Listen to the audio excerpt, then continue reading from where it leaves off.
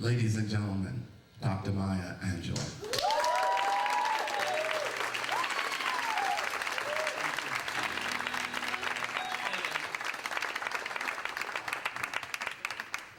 From the womb till our last breath, each of us is always looking for home,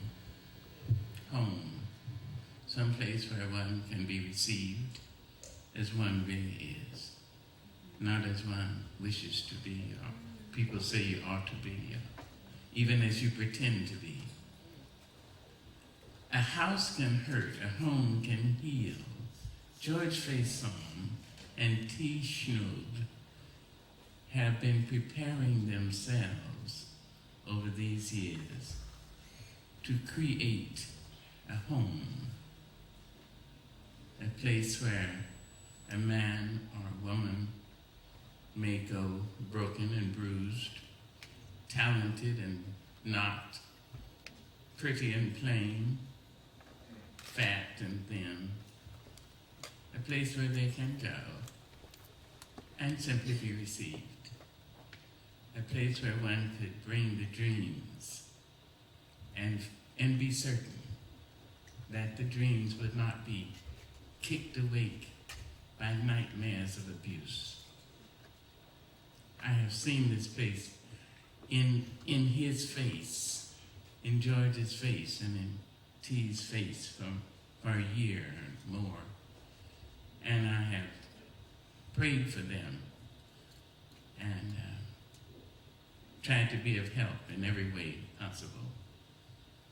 I have seen it mumble itself and stumble itself, come along. I've seen George go completely mad, as we all know he can. And I have said, and oh yes, Over these months and years now, as the firehouse has regained its place of glory, that you knew it, and in your days as the fire captain, as it reclaimed its place in the Harlem community. I have also seen young men and women come in, Charles, John, back there, men and women come in and put their shoulders to the wheel, really. It is amazing. African Americans are known to be great volunteers. Something happened to us over the last 40, 50 years, so that we almost stopped volunteering. It is a charitable thing to volunteer when one doesn't have money, but one does have a couple of hours and a couple of strong arms. It is a wonderful thing to say to a church, a hospital, to a cultural center, I have a couple of hours, can you use me? I have noticed that in this firehouse, there is a rebirth, a renaissance of that thing we know so well. And that allows the person who is giving to receive. I thank George and T and all the members of the board and of course Oaks and everyone who supports. And I thank you individually, because I know it's raining outside, and this is New York City. See, I live in North Carolina. I mean, it is true, I have a house here in Harlem, but I live in North Carolina. So I think you are so brave to come out in this weather and not really know where you were coming.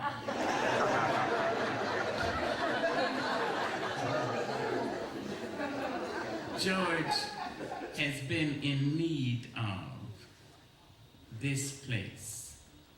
I have no idea where he's going. Nobody can imagine. Even 5 years ago, had someone said, Well, George Faison, I think he's going to open up a theater and rehearsal hall and so forth in Harlem. A lot of people would have said, what? He said, what? And here it is. I have no idea. No one can imagine what he will be doing in 5 years. How this corner, one doesn't know, but I know what he does need is encouragement.